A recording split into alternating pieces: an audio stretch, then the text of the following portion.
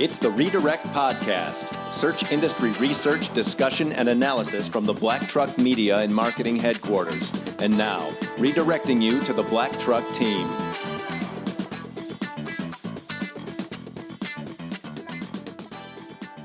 Welcome to episode 28 of the Redirect Podcast. It is Friday, January 5th, 2018. I'm Jason Dodge, founder of Black Truck Media and Marketing. Welcome this week by an entire crew full of, we have Ashley, Patrick, and Adrian from the Black Truck team.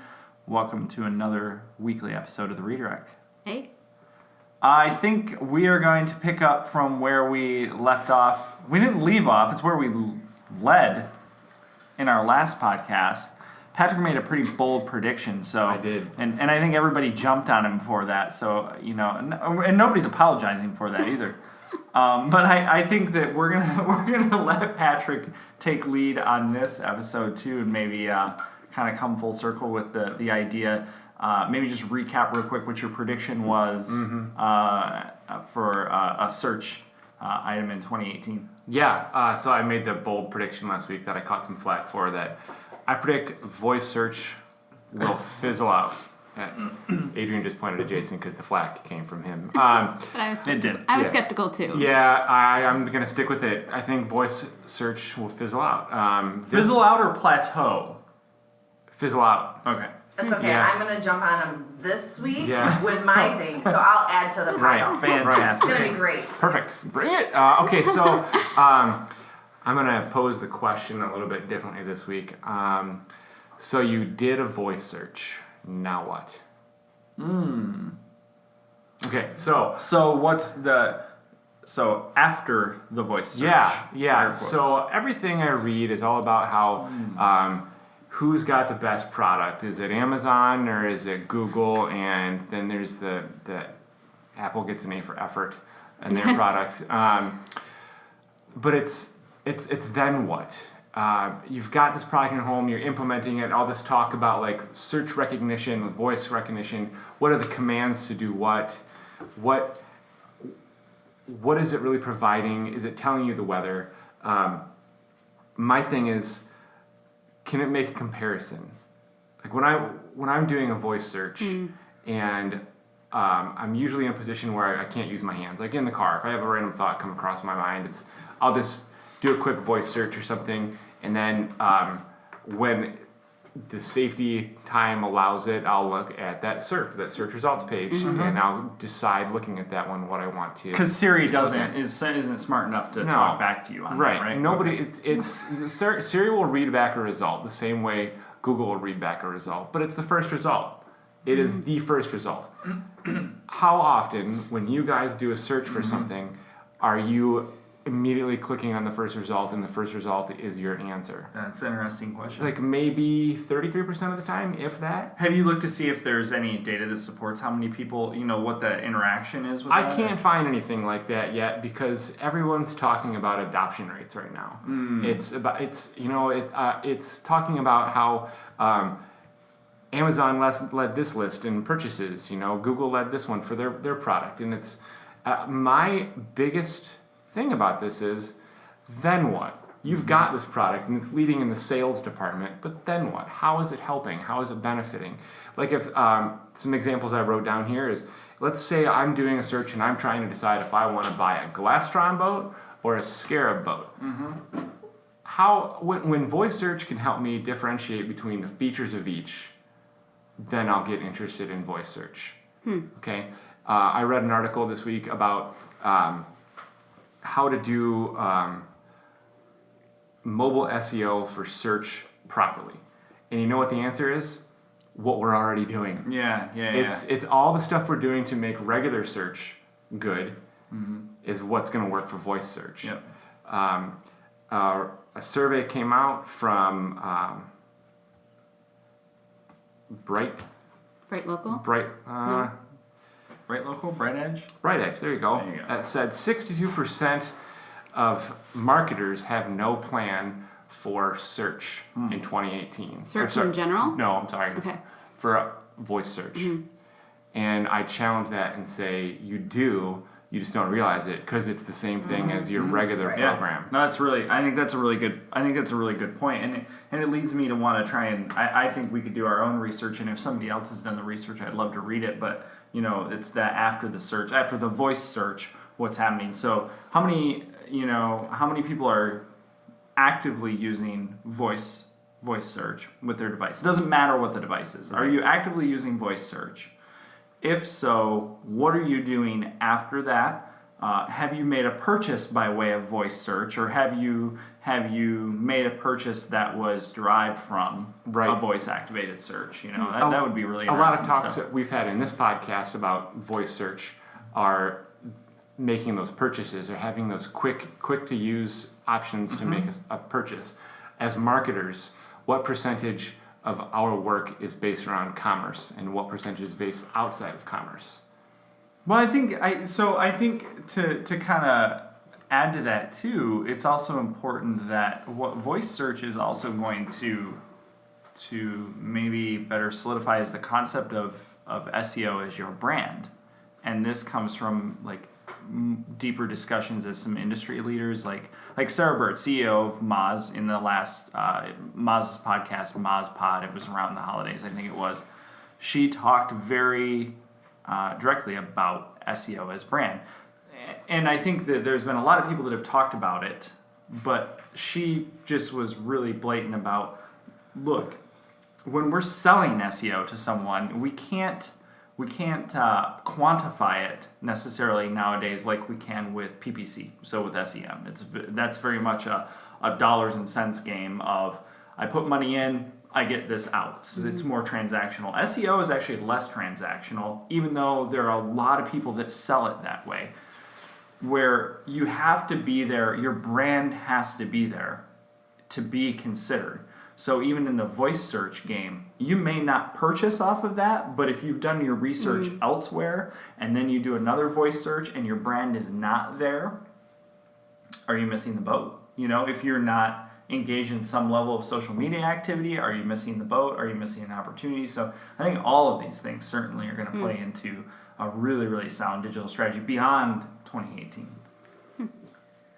So let's get into one part of that. So the Echo Dot was the #1 selling product on Amazon over the holiday by far, and it engaged what Amazon claims are millions of Prime users that were purchasing through Alexa, the Echo. And so this is their evidence that it is basically Amazon's world, and we're all just living in it. And that's just one of the channels basically that you were discussing earlier, Patrick. But what I think is going to be concerning and interesting is that Amazon is planning partnerships and ad opportunities within Alexa for big brands that are willing to kind of take this chance or / opportunity, I guess. But among the first two that are reported are Procter & Gamble and then also Clorox. And if you think about sort of what we were talking about earlier, artificial intelligence doesn't recognize brand value. It recognizes the placement within a list, basically, right? So when you're looking at how Alexa can even articulate what should be purchased, you're looking at paid placement. I mean, it's not any different than ads on Google or whatever. It's all the same sort of game here, basically. But the thing with Alexa is that it compare its user data with reviews, previous purchase history. There are a lot of other things it pulls from. They have a lot of big data sets to pull. Right, but only from one channel, right? Just from Amazon. Yep. So I'm interested to see kind of how that type of thing works, because I'm willing to buy things through voice search on a channel. I'm not sure I'm willing to open that up to Google Home. Hey Google, find me a t-shirt. Well, yeah, because very few people buy off of the first click. That's very, very rare. Yeah, we still want to maintain value to people by getting them at the top of search, right? But does the top of search mean ads for artificial intelligence or organic, or you know what I mean? Where does that, is it going to just read the first 3 results? Yeah. I mean, think about it when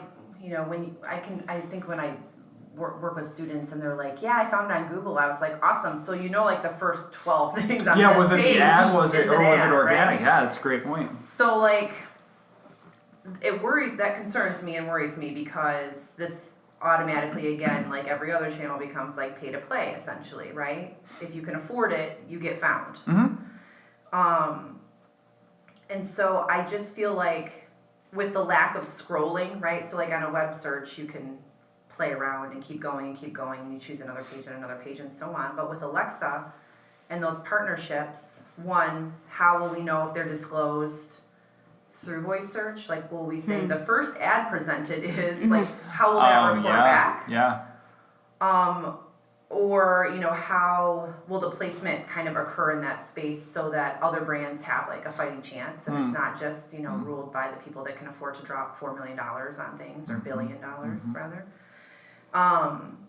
But then also on the other side, advertisers and brands are going to have to be more focused on that as a program or as a checkbox for search. So it's like Facebook ads, Instagram ads, Alexa ads. Like, how does that work on in their budget?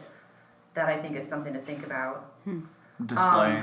They're saying that the Amazon display ad one. sales are going to grow 42% in 2018 to 2.4 billion, which is still not even close So to that's Facebook or Google. Ad sales and that's promoting products and things Exactly, in Amazon. In Amazon. Yep. And so you're still looking at Google's like 40 billion and Facebook is 22 billion. But how they're saying it would work hypothetically, because of course they're denying that it's actually happening, it's just sort of like they're looking into it, right? Would be something like, hey Alexa, I can think about this in my house. How do I get red wine on a carpet? Right? And then allegedly Alexa would reply back with whatever the top search query or data plus search plus by the way. whatever. Oh, you should choose Clorox on white carpet, but this on, like, how will that? I'm trying to think of how does that work? It's like product. It's like PLAs. It's like product listing ads Totally. in a voice search. And it's not like a one size fits all type of deal. Like, Alexa doesn't know what type of carpet I have. She doesn't have any idea if that wine was spilled a month ago, girl a week does. ago, or a day ago. Girl You know what I does. mean? Like, Yeah. there's a lot of things, but I think that they're going to attempt to combine voice plus data to get targeted and valuable ad revenue, which is totally makes sense. I mean, you may as well monetize it if it's in so many homes, right? But again, with the brand value, like, it doesn't make choices for you. It can't tell you the difference between those boats because it's telling you who bought the ad to get to the top to get the reply. So that's a concern, I would say. But another thing is, I think that this could really backfire and hurt Amazon because this is a lot of one-off purchases, which makes it really crappy economically for logistics, shipping, environment. I mean, all of a sudden you're buying one thing at a time, which kind of goes back to their original, like it conflicts with their original idea, which was take a bunch of stuff from a bunch of different marketplaces, package it together, and send it at one time. So are you just buying like a thing of Clorox wipes every one time, And it's kind of then they already have something like that. It's those buttons, right? It's I think that that transition is going to see let me back up and say that my kind of harping on Pat's prediction is based off of more repeat subscription type services that we know people like Amazon are pushing for. right. So Staple these are going goods. to be replenishment. Yes, They and think that's that where their I say market that is that's going to. replenishment Yep, for sure market. it is. Yep. So it already knows that you like Bounty paper towel and you already like, I don't know, Clorox toilet bowl cleaner. Yep. Or whatever, so it would be more like a plus one, like just re-up, as opposed to investigation, which is more like what Patrick is talking about, like taking a bunch of things and comparing them or contrasting them and making an educated decision. I think these are two different models entirely. But also, when go back to the plus one item, that drives up the cost per item then substantially, I would imagine, over time, which Amazon is supposed to be meant to have like good deals, right? Or like better in bulk or whatever. And that's why you use Amazon. But I feel like the cost per item will go up if you're buying fewer one things and less multiple things. So think the supermarket versus Costco kind of a deal. Yeah. That might be a byproduct of the voice search in that Who knows? you have to pay a premium to get it Right. via voice search because we've all seen those add-on products Yeah. in Amazon where Right. you put it in your cart and they won't let you buy it at this Right. price until you buy at least $25 worth of goods.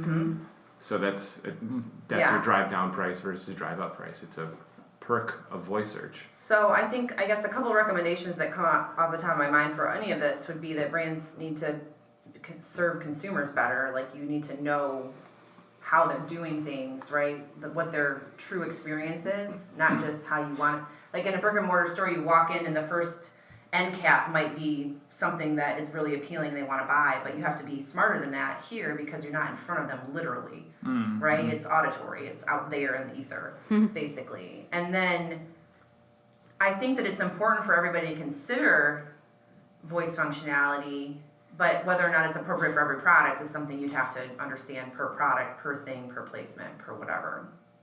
But to understand that that could be something that maybe if you're B2C, some of your products qualify for, but maybe not all. But then, then you have the other side of the coin, B2B, which is like, how do you sell that through any voice search, right? How do you sell insurance, boats, whatever, larger ticket items to consumers? Like they're, that kind of blend of B2B, B2C sort of responsibility. But I'm just wondering, like, how much is too much now in digital ads? Like, at what point do people just, like, surrender and are like, nope, I'm not. I'm Like, not clicking on it. Like, or when I'm do not, we start going backwards, right? So we've seen, like, pretty steady growth and, like, everybody has to spend here, basically. But at some point, like, every search is going to be an ad. Is that what's going to happen? Yeah, 'Cause I then mean, how do you're just everything is biased then. There's yeah, no truth to the internet. you make a good point. We've talked about it before in previous podcasts. I think there's certainly been some other industry professionals. Dr. Pete's talked about it before too, amongst others. That like if you do a search for instance, you do a search for something and you see that it's just overly populated with ads and shopping ads and things of that nature. You really have to be honest with yourself as a brand and say, okay, in order for me to compete in this space, even if I do rank organically, I might need to pay to be here in this space to compete, to even get an opportunity to get on base. So that's a very, very interesting space in the internet marketing world that we live in right now. I think Google's done a good job at it, whether we like it or not. I think Amazon has just started to try and figure out how they're gonna do that with their promoted products and I can boost my product listing up to the top or be recommended, but then you realize, oh hell, this is a sponsored listing, that type of thing. So it'll be interesting to see how it really kind of works out. I mean, the ripples from this could be if voice stays where it is, like where people think it's going, except Pat, then at what point do like these big companies just start eating all these little companies, or little companies have to sell to big companies to even produce or move the product? I think it's become fewer options, which is predestined. I think to kind of tie your point, Adrian, and Pat's point together in kind of what you have to be considerate of. Pat's point on the voice search side, being very humanistic about things. On the voice search from an advertising perspective, total case-by-case scenario, if we're talking about big P&G type brands, it's the reorders. I would be curious to know what the breakdown is of Amazon sales, how many are done desktop, how many are done in-app, how many are done voice search, but then of those channels, all in Amazon, of those channels, how many are reorders? So how many more reorders come from desktop? Yeah. How many reorders are subscriptions? Amazon has even said that right? this is like, people close to Amazon, as they refer to them in articles these days, have even said things like, this is mostly replenishment based. Mm-hmm. So it's not looking to compare and contrast and come up with a solution. It's looking to give you an item that matches your query, period. Mm-hmm. So it's only, again, as good as what you put into the machine, right? It's only as good as what you speak into the machine or type into the machine. And that's like person by person dependent on... And how this all affects search is going to be interesting because we still have the constant feud of Google and Amazon machines. You know, yes, now you can buy Google Chrome again in Amazon. There for a while you couldn't because they were favoring the Fire Stick over it. Whatever. It'll be interesting They're to so see. different, you know? really. I mean, if you really think about it, they're not. They're trying similar models, but they're not the same. Yeah, right. It's not the same journey. I don't go to Amazon to buy certain things. You know, I go there for I go there for this amount of thing, and everything else is, you know, the Google machine, really. Transactional for sure. All right, Ashley, you going to jump on the voice search bandwagon? Actually, here, or what? yeah, Dang, I think you I guys- will. Wow. Okay, so just to kind of get into it, back in episode 24, I talked a little about the importance of online reviews in light of a 2017 roundup of local ranking factors. And there's lots of chatter in the industry about how reviews might and might not affect rankings, and I don't want to make speculations. But with the rise of voice search, you know, you think about keyword phrases like best brunch in Grand Rapids or best running shoes or ratings of such and such. These are kind of maybe rising in prominence. I don't want to speculate, but hopefully you're not going to be the one to talk about how you're the best, whatever you are. That kind of talk is going to come from the people who have experienced your brand. And I feel like, I think it's just as likely to be in a typed query, but also it could be a voice search like, hey, Alexa, or maybe not Alexa, that's not good, but whatever. Hey, Google. Hey, okay, Google. Google. Yeah. So these kinds of queries are especially important when you think about reviews, because that's something that people are naturally going to write in their reviews. Oh, yeah.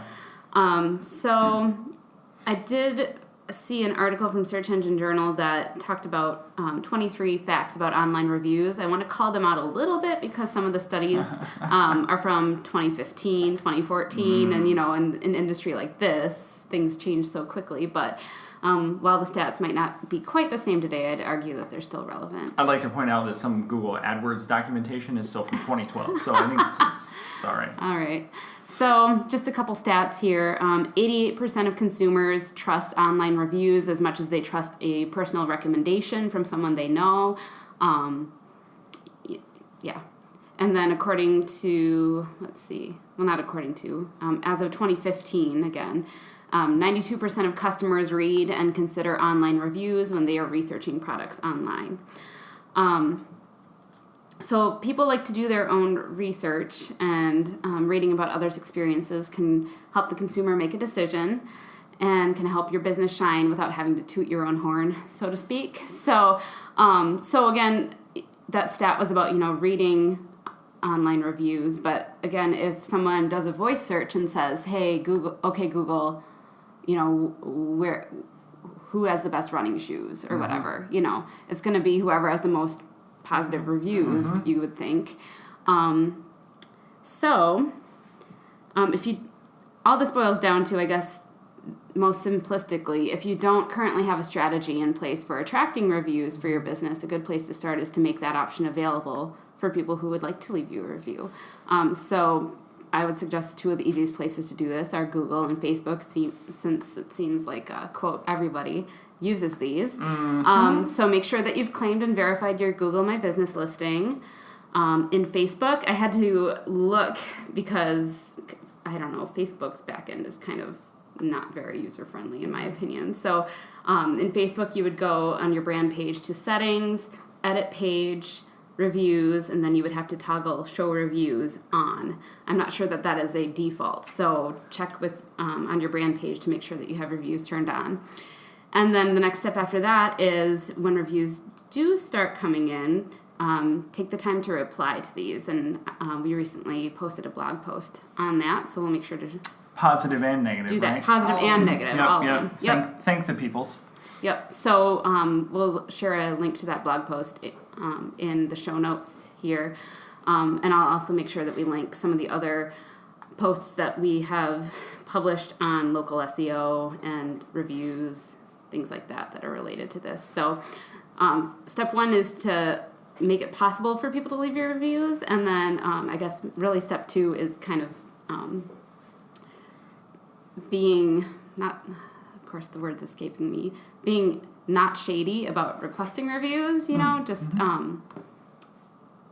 yeah. Well, I think it's a simple ask, right? I mean, it's a simple ask whether you have form letters or emails that go out, you know, like we recently had a client of ours that I hired for their services, and one thing that came through after the fact, after service, was a survey, and I was like, what? Wait a minute, why are you asking me to do this on paper? One thing. 2, it would be really great that if the end of the survey, you provided me with the option to leave you with a review on Google or Facebook. No, I'm not saying that maybe you front load that a little bit and put a little bit of intelligence behind it that says like, hey, if they ranked us 4 stars, maybe that's the people that you asked for your Facebook or Google review. But you could do that. You could kind of weigh things in your favor, but you want honest reviews and feedbacks. I would say if you have any kind of survey material like that after the fact, you totally want to integrate that into your communication channel and just all you're doing is making the simple ask like, hey, Pat, would you be a referral source for me for a job or for a client or something like that? This is no different, right? Yeah, so just be authentic and make sure it's about that you're leveraging your relationship. Totally. Yeah, we see that all the time with when we go phone services or online chat services. It's you click exit on that online chat and it's always followed up by a survey. Yeah. Same thing with a phone call. It's okay, you might get a phone call after a few minutes. Can you please take 30 seconds of your time to answer a couple yes/no questions? Yeah. I'll answer them. Now, to tie your voice search discussion or your voice as a part of marketing in there, you know, what happens if after the fact you order something, or especially in those replenishment and reorder types of areas, Amazon, Google, doesn't matter. What happens if there was the voice version of a chatbot? And so hypothetically speaking, I made an order, and then a month later I come back and I order the same thing. But I'm ordering via voice, like, hey, okay, Google, reorder Brawny paper towel from Amazon, that type of thing. What happens if there was an opportunity that the response from Amazon, so from Alexa, fed through that said, hey, we noticed that you've ordered this a couple times. Would you like to leave a review of your experience with the product or with the manufacturer or with the distributor, that type of thing?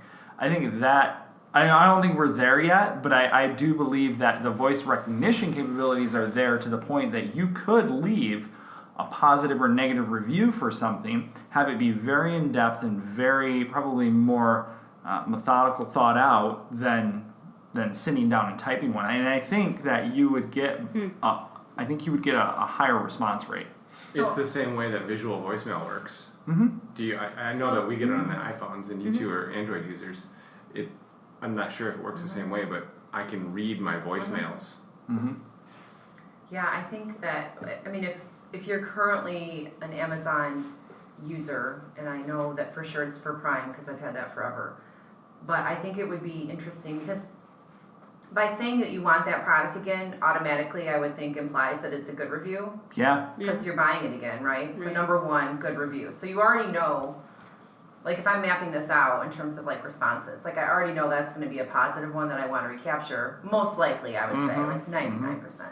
Because they're buying the product again. I mean, most people don't get a product, hate it, and buy it again unless it's the only thing, right? Maybe there's only one choice. But for a lot of products, that's not the case. But secondly, having, I think available to us already should be 80% of people who bought Bounty paper towel or this Bounty paper towel reordered again within 3 months. And that data is available to you a little bit if you do the subscribe and save, because it will give you a recommendation, like you should get this every 2 months or every 3 months based on your layered data, right? So I bought it 3 months ago, I bought it 2 months ago. It would be cool to see like what's the crowdsourced version of that. Like, do most people buy this every 3 months? Am I going through this dish soap 10 times faster than everyone else? If so, why? Like, there's a lot of like question answers and problem solving, I think, that could come in there. And also, like, if people are reordering, that's brand loyalty, and I would want to know, maybe they're doing that more so with Brawny than Bounty or whatever. Like, I would think that that would be important information for us to see from a transparency side to get us more or less inclined to buy again the same brand or try a new brand. And I think that, so the big data geeks and brand strategists would go nuts over that, right? And I think that voice search plays really kindly into all of this, because voice brings longer queries. Natural language means more question type phrases come out. There's more. There's a very clear intent that comes with a voice search, because people type differently. They have different skill sets and things like that. But when we talk, we're somewhat on even playing grounds because we can converse with one another. So keep that in mind. There's a high local value with because think search. of urgency. Totally. Yep. You know, like, if you can hear urgency, you can't read it. what happens if Google came back and said this product or this service is available near you now? Right. Or you can order it, hypothetical, Amazon and Google play real nice together. Yeah. Or since you are an Amazon Prime member, Right. Adrian, because we know that, you can get it in 2 days from Amazon for $29.99. You know, because that all impacts what these so-called third-party, you know, listings are. So I think there's a lot of up in the air even that's like going to with come from it, grocery, right? I mean, think, because like, wasn't it for a little while that maybe Shipt was going to be acquired again by somebody else or something? Target. Yeah, Target But acquired there Shipt, was what was right? the other one we were talking about the other day? Amazon was looking to buy Target. Looking to buy Target, perhaps, right? That's sort of been a rumor or whatever. And so, like, as you start layering these things, I mean, so then maybe you have an urgent inquiry, like, oh my God, I need diapers now. Yeah. And then what if it connects you to Shipt, and then Shipt shows up at your front? I mean, like, all of a sudden, the automation is working on your behalf and not forcing you to make... Like, that's one of the reasons I was saying that I don't use the Google Home as much as I probably should, is because I don't know how to delegate to it. Because I got to think about how to delegate. Well, I think that's just that's just very much it, right? Is that... But it starts making decisions for you, and I mean, first of all, it is so creepy. That is kind of frightening. Like, based on the show I'm watching right now, but whatever. But as the intelligence gets better and knows you, right? Then it should be able to like make decisions and get confirmation on your behalf. Yeah, because... Do you need this now? We can send Shipt in 15 minutes. Well, Yes, bring it now. What you find is, right, you're in machine learning, there's different, I think there's 3 different variations. We've talked about it before. I think we've even written blog posts about it too, is that, you know, you have assisted machine learning. Mike King's talked about it a ton. There's assisted machine learning, and then there's like unassisted machine learning where you just let the bot go nuts.